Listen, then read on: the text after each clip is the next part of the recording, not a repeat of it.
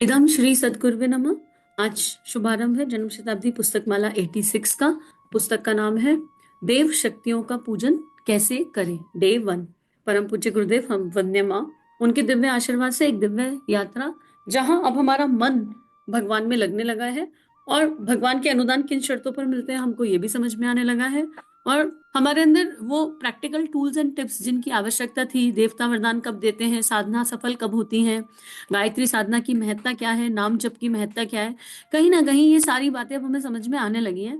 और राम का नाम ही नहीं, राम का काम भी करना है, भक्ति को भी समझना है, ज्ञान को भी समझना है। एक मिश्रित, एक समन्वित ऊर्जा के साथ हम आगे चल रहे हैं। परम पूज्य गुरुदेव के इन प्रवचनों में पूरा आर्ट ऑफ लिविंग है, पूरा जीवन जीने की कला है। और अगर हमने केवल 8-10 प्रवचन भी पूरे पूरे उनका भी स्वाध्याय कर लिया ना, उनको भी सुन लिया, तो हमें जीवन की एक रूपरेखा मिल जाएगी। तो आइए पहले संकल्प करें कि ऑडियो आदि शक्ति माँ गायत्री के आशीर्वाद से हमारे पास आया है। इसमें परम पूज्य गुरुदेव वंदे माँ का अनन्य प्रेम मिला हुआ है, क्योंकि उनकी कृपा से स्वाध्याय चल रहा है। तो हम संकल्प लेते हैं कि इन ऑडियो को पूरे विश्व में फैलाएंगे, जन जन तक पहुंचाएंगे।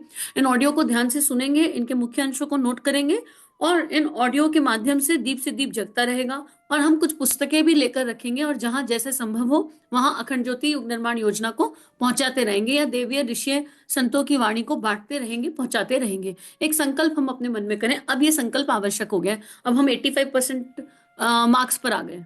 तो जिस बच्चे के 85% मार्क्स आ जाते हैं क्लास में, टीचर उससे कुछ कुछ एक्सपेक्ट करती है। तो परम पूज्य गुरुदेव कह रहे अच्छा तुम्हारे 85% मार्क्स आ गए, तुमने 85 प्रवचन सुन लिए, तो उसका असर क्या हुआ तुम पर। अब तुम्हें जैसे होता है ना, कुछ बच्चों को टीचर बुक्स दे देती है, जाओ स्टाफ रूम में रख कर आओ, जाओ क्लासरूम में रख कर आओ, जाओ इस वाले टीचर से कुछ ले आओ, रिस्पॉन्सिबिलिटीज दी जाती है ना। जो बच्चा खुद ही जद्दोजहद कर रहा है उसे नहीं दी जाती। तो अब हम गुरुदेव की पाठशाला में बैठे हैं, गुरुदेव माँ सामने बैठे हैं, ये एक दिव्य देव धारणा, सारे ऋषि मुनि अब आ गए। अब हमें 85% आ गए ना, तो अब हमें वो सूक्ष्म सत्ताएं भी अनुभव होने लगेंगी, वो दिखने लगेंगी, वो समझ में आने लगेंगी, जो पहले नहीं आती थी। छोटे बच्चे को थोड़ा ना समझ में आता है, लेकिन अब इतनी इतनी पढ़ाई गुरुदेव ने कराई है तो इसका कुछ तो लाभ हो गई। तो वो देव सत्ताएं मुस्कुरा रही हैं और मुस्कुराकर आशीष बरसा रही हैं और कह रही हैं कि तुम्हारे ये नंबर जो आए हैं, इन नंबरों का हम सदुपयोग कर लेंगे, बस तुम ढीला छोड़ना और अभ्यास प्रयास करते रहना।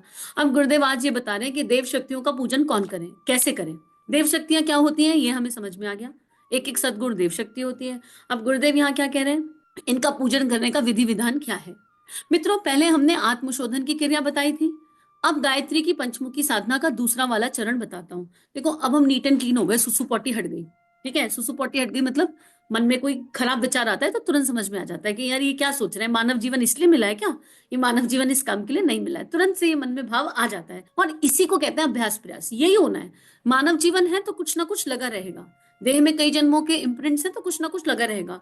लेकिन विचार और भाव आया, और आया पूरी तरह प्रवेश भी नहीं किया और समझ में आ गया, अरे यार ये क्या हो गया अंदर, ये तो नहीं होना चाहिए, और तुरंत से एनर्जी को ट्रांसफॉर्म कर लिया, तो मतलब समझ लो सही ट्रैक पर है। अब गुस्सा आने से पहले पता चल जाता है कि इस बात पर गुस्सा आने की संभावना है, तो गुस्सा भैया अलग बैठाकर उनसे बातचीत की जाती है, भाई कहाँ हो, क्यों आ रहे हो, क्या चाहते हो। तो इतनी गुरुदेव ने हमें अंडरस्टैंडिंग भावनाओं की दे दी, इतनी विचारों की चौकीदारी करा दी, और इसी को आत्मशोधन कहते हैं। अब गायत्री की पंचमुखी साधना का जो अगला चरण है उसका नाम है देव पूजन। देव पूजन किसे कहते हैं बेटे, इसके बारे में हम बताते तो रहते हैं। गायत्री माता की एक फोटो रख लेना। हाँ, वह तो मैंने रख लिया है। और बेटे, धूप धूप दीव नवेद अक्षत चढ़ा दिया करना, चंदन भी लगा दिया करना। हाँ गुरुजी, मैं वह भी कर देता हूँ, इसमें क्या रखा है, ये तो फटाक से होने वाला काम है। वह तो मैंने एक छोटी सी डिब्बी में चंदन भी संभाल कर रखा है, एक डिब्बी में धूप बत्ती भी रख ली है। हाँ बेटे, तूने बहुत अच्छा किया, हर चीज को अरेंज करके रखा है, ऑर्गेनाइजर्स में रखा है। महाराज जी, मैंने तो इत्र भी रखा हुआ है। अरे ये तो और बढ़िया बात। बेटे, नैवेद्य कितने पैसे का लाया था? गुरुजी 25 पैसे का लाया था, इसमें 2 महीने का काम चल जाता है। उस समय में 25 पैसे का आता होगा, आज 25 रुपए की मिश्री ला के रख देते होंगे, 2 महीने का काम चल जाता है। 2 इलायची दाने रख देता हूँ। बेटे, तेरे नैवेद्य का काम तो बहुत बढ़िया है, यह तो बहुत दिन चल जाता है, चल जाता है। हाँ महाराज जी, इसके अलावा और कोई कमी हो तो मुझसे कहिए। देखो गुरुदेव ना बिल्कुल जैसे छोटे बच्चे से बात करते हैं ना, हम लोग बिल्कुल नन्हे मुन्ने बच्चे हैं, और हमें गुरुदेव कह रहे हैं पहले व्यवस्था बनाओ। जैसे पेंसिल बॉक्स कैसे अरेंज करके रखा जाता था, स्कूल का बैग कैसे अरेंज करके रखते थे, और जो बच्चे स्कूल का बैग अरेंज नहीं करते थे वो स्कूल में कॉपी ढूंढते रहते थे। टीचर ने कहा मैथ्स की कॉपी निकालो, पूरा बैग खंगाल रहे, कॉपी नहीं मिल रही। अगर घर से बस्ता लगा के नहीं लेके गए, बैग अरेंज करके नहीं लेके गए, पता चला फिजिक्स का पीरियड है और फिजिक्स की कॉपी नहीं लाए। तो अब हमारा पूजा घर मंदिर ये तो बहुत अरेंज रहता है, बहुत सुंदर रहता है, हर चीज एकदम सुव्यवस्थित है ना। कुछ लोगों को मैंने देखा है बड़ा अच्छा तरीका लगता है वो, कि पूजा का सारा सामान मसालदानी में रखा रहता है, एक में लौंग और एक में इलायची जो भगवान, एक में सुपारी जो भगवान को चढ़ाने का सामान है, एक में बाती सूखी, एक में लंबी बाती, मसालदानी में अरेंज करके रखते हैं बड़ी सी लेकर। तो लगता है ये सही है, एक ढक्कन हटाया और सारा सामान एक साथ, एक में रोली एक में चंदन। तो हमको बाहर का ऑर्गेनाइजेशन तो आ गया, बाहर चीजों को व्यवस्थित कैसे करना है वो आ गया। गुरुदेव कह रहे हैं अब भीतर की व्यवस्था, इसके बारे में विचार कर लो। क्या भीतर ऐसे मसालदानी बनी हुई है? क्या भीतर ऐसे ऑर्गेनाइज बॉक्स बने हुए हैं? क्या हमें पता है किस बॉक्स में राग द्वेष पड़ा है, किसमें छल कपट पड़ा है, किसमें सत्वगुण पड़ा है, किसमें दिव्य भावनाएं पड़ी हैं? हमें पता है कि किस बॉक्स को नहीं छूना है, किसकी सफाई बाकी है, अभी कौन कौन से विकार बाकी हैं, उनको हमने एक तरफ रख दिया है कि नहीं रख दिया है? अब हमको भीतर देखना है। क्यों? क्योंकि मंत्र जब हम जीभ से नहीं कर रहे हैं, मंत्र जब हम हृदय से कर रहे हैं, आत्मा से कर रहे हैं, मन से कर रहे हैं, भावनाओं से कर रहे हैं, जिस जगह से मंत्र का उद्गम होना है वो जगह कितनी पवित्र होनी चाहिए? गंगा का उद्गम कहाँ से होता है? गंगा का उद्गम इतनी पवित्र जगह से होता है और बिल्कुल शिव जी की जटाओं से होता है। बताओ इससे ज्यादा पवित्र कुछ है? शिवत्व की अवस्था पर गंगा पवित्र होती है, प्रकट होती है। और फिर वो जाने कहां कहां से होती हुई गंगोत्री में एक छोटा सा होल है, उससे निकलती हुई इतनी तेज वेग के साथ निकलती हैं, इतनी तेज वेग के साथ निकलती हैं और पूरे ब्रह्मांड में फैल जाती हैं। पूरी धरती को उन्होंने निहाल कर दिया माँ गंगा ने। क्यों? क्योंकि उनका जो उद्गम स्त्रोत है बहुत प्यारा है।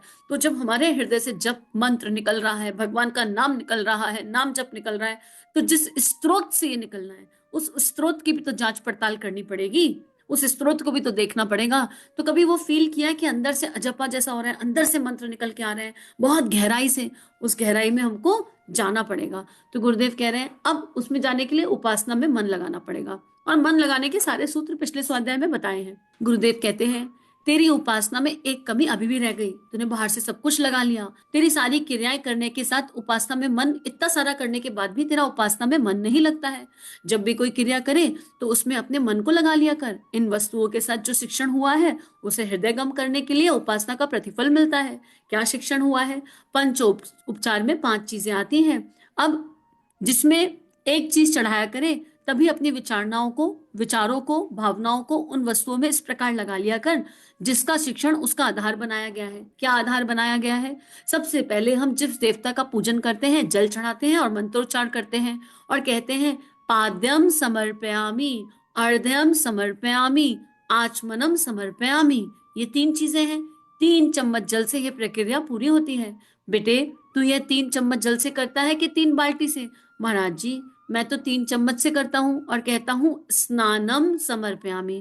अब बता 3 चम्मच जल से क्या तू नहा सकता है? इस चम्मच से तू नहा ले या नहीं, या अपने बच्चे को नहला सकता है?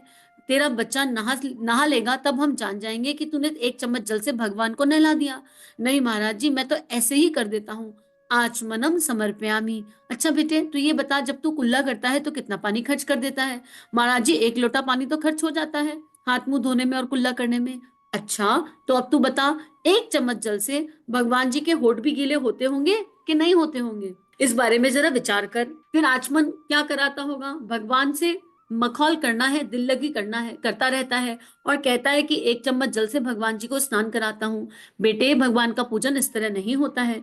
महाराज जी आप ही ने तो बताया था। मैंने तो बेटे बहुत सारी बातें बताई थी, वह तो तूने याद रखी नहीं। मैं जो जो बताता हूँ अगर तुझे वो सब कुछ याद रह जाए तो तेरे जीवन की सारी समस्याएं खत्म हो जाए, पर तुझे केवल क्रिया याद रह जाती है, तुझे केवल स्वार्थ की बात याद रह जाती है, तुझे केवल बह वाली बात याद रह जाती है, जहां तुझे लॉलीपॉप टॉफी मिल जाए तुझे वो वाली बात याद रह जाती है। यह याद नहीं कि जल चढ़ाते समय वृत्ति क्या रहनी चाहिए। उस समय यह वृत्ति रहनी चाहिए कि हम अपने आप को समर्पित करें, देवता से मांगना मत, वरन वह भाव व्यक्त करें कि हम आपको समर्पण करेंगे, आपको हम देंगे। जो देता है वही देवता कहलाता है। देवताओं ने भगवान को दिया है और आपको भी देवता की कृपा प्राप्त करने के लिए देने की वृत्ति सीखनी पड़ेगी। अब आपके अंदर देने की वृत्ति नहीं आएगी, कोई भी देवता आपके ऊपर कृपा नहीं कर सकता। ये एक तरह से जो हमने अभी पिछली पुस्तक पढ़ी नंबर 85 उसका पूरा कंप्लीट रिवीजन जैसा हो गया। गुरुदेव हमें यही बता रहे हैं कि भगवान को मीठा चढ़ा रहे हैं, पर हमारी जबान कितनी मीठी है, हमारी भावनाएं कितनी मीठी हैं, हमारी विचारणाएं कितनी मीठी हैं, हम अंदर से काले कितने हैं, हमें ये भी तो देखना पड़ेगा कि कषाय कलमश कितने हैं। तो भगवान उस विराट को क्या 1 चम्मच जल से नहलाया जा सकता है? हाँ नहलाया जा सकता है। अगर वो 1 चम्मच जल अश्रुओं से निकल कर आए, प्रेम के अश्रु बह जाए तो नहलाया जा सकता है, लेकिन बाहर से जल लेकर तो नहीं नहलाया जा सकता। आप भगवान श्री कृष्ण ने सुदामा के अश्रुओं से चरण धो दिए, उन्हें पानी की जरूरत नहीं पड़ी थी। भगवान जब अपने भक्तों से इतना प्रेम कर सकते हैं, तो भगवान को अगर जल से ही नहलाना है तो प्रेम के अश्रु बह जाएं, और ये अश्रु अंदर भावनाओं में नहीं होंगे, ये नेत्र से बह कर आएंगे। ऐसा जुड़ाव, ऐसा कनेक्शन क्रिएट होगा कि बरबरस अपने आप ऐसा बहेंगे, और फिर वो सच्ची में आचमन होगा, वो सच्ची में भावना अर्पण करना होगा, वो सच्ची में विचारना अर्पण होगा। कभी पूछ कर देखिए कि अपने आप से हमें पूछने की आवश्यकता है, कितनी बार भगवान के लिए रोए आज तक? भगवान के सामने संसार के लिए रोए हैं, लेकिन भगवान के सामने भगवान के लिए कितनी बार रोए? भगवान के दर्शन के लिए कितनी बार रोए? भगवान से अनुदान मांगने के लिए रोए हैं। भगवान से अपनी समस्याओं का समाधान मांगने के लिए रोए हैं। संसार से मिली हुई प्रताड़नाओं के कारण तो रोए हैं। भगवान से अपनी चीजें और वस्तुएं रो रो के मांगने के लिए तो रोए हैं, कृष्ण ऐसा, भगवान प्लीज प्लीज ऐसा। लेकिन भगवान के सामने भगवान के लिए कब रोए हैं? भगवान के प्रेम के लिए कब रोए हैं? हमें अपने आप से पूछना है। कभी कभी आध्यात्मिक इच्छाओं के लिए रो लेते हैं, भगवान तुम दर्शन नहीं दे रहे हो, बस दर्शन के लिए पागल हुए जा रहे हैं इसलिए रो रहे हैं। क्या होगा? भगवान के दर्शन हो जाएंगे? कितनी देर के लिए भगवान सामने रुक जाएंगे? मित्रों, दर्शन घड़ी दो घड़ी का होता है, घड़ी दो घड़ी, उसके बाद क्या तरसते रह जाएं? भगवान का दर्शन नहीं होता। असल में तो भगवान वो आनंद है जो भीतर प्रकट होता है और जो हर समय बना रहता है। तो कभी भगवान के सामने हम इस भाव से रोएं, ऐसे रोए, ऐसे अश्रु निकले जिसमें बस एक ही चाह हो, भगवान को चाहने की चाह हो, और बाकी कोई चाह ना हो। ईश्वर से कुछ मांगने की बात ना रह जाए। ईश्वर से मांगना है तो ईश्वर को ही मांग लो, और कुछ है नहीं मांगने लायक, क्योंकि मांगना हमारी वृत्ति है, और इस वृत्ति को पूरा करना है तो बेटर है कि ईश्वर से ईश्वर के लिए मांगो। तो अपने सारे रुदन आज तक के हमें देखने होंगे कि हम भगवान के सामने बैठते हैं, हमारे अश्रु गिरते हैं, पर यकीन मानो जो ठुकराया जाता है वो ठाकुर के द्वार आता है। जब चारों तरफ से ठुकरा दिए जाते हैं, जब कोई भावनाओं को समझता नहीं है, जब कोई कुछ चाह कर भी एक्सप्लेन कर भी समझ नहीं पाता कि हमारे अंदर क्या बीत रही है, तब हमारी पुकार निकलती है, हमारी चीख निकलती है, और तब हम भगवान से कहते हैं, भगवान तुम ही एक सहारा हो, तुम्हारे सिवा कोई सहारा नहीं है। लेकिन ये कब कह रहे हैं? बिल्कुल वही द्रौपदी की पुकार। भगवान श्री कृष्ण से किसी ने पूछा, द्रौपदी का के साथ इतना कुछ हो गया, इतना खराब खराब हो गया, और आप बिल्कुल लास्ट में आए, आपने लास्ट तो बचाई, आपने कृपा तो करी, पर आपने कृपा इतनी लेट क्यों करी? पहले ही उसके पास, अबला के पास पहुंच जाते। कृष्ण मुस्कुराते हुए कहते हैं, मैं तो गेट पे खड़ा था, मुझे तो वचन था, मैंने तो कहा था कि जब तक मुझे अंदर से कोई बुलाएगा नहीं तब तक मैं आऊंगा नहीं। पहले युधिष्ठिर के पास एक मौका था, जब दुर्योधन ने कहा कि हमारी तरफ से पासे शकुनी फेंकेगा, तो युधिष्ठिर कह सकते थे ना कि मेरी तरफ से पासे कृष्ण फेंकेंगे। युधिष्ठिर भूल गए, पहले उन्होंने नहीं बुलाया, वो बुला लेते। युधिष्ठिर को द्यूत का शौक था, उन्हें लगा मैं तो सब कुछ कर सकता हूँ। द्रौपदी, मैं गेट पे खड़ा था, द्रौपदी ने मुझे बुलाया ही नहीं, पहले अपने पतियों को बुलाती रही, फिर सभा में सबको बुलाती रही, एक एक इंडिविजुअल को बुलाया। जब सबने हाथ खड़े कर दिए वहां बैठे सारे महारथियों ने, तब द्रौपदी को कृष्ण की याद आई। पहले आ जाती तो मैं पहले आ जाता, क्योंकि मेरा वचन है, पुकारोगे नहीं तो मैं आऊंगा नहीं। पुकार तो लगती। तो देखो मित्रों, हम पुकार तो रहे भगवान को, ऐसा नहीं है, पर हम कब पुकारते हैं? जब हम त्रास जाते हैं, और लाज बचाने के लिए, भगवान हमारी रक्षा करो, भगवान हमारी रक्षा करो। और वो भी तब जब संसार में पता है कोई रक्षा करने वाला बचा नहीं, तब बुलाते हैं। तो भगवान आ जाते हैं, तब आते हैं, रक्षा करते हैं और लौट जाते हैं, क्योंकि हमने भगवान को भगवान के लिए तो बुलाया ही नहीं।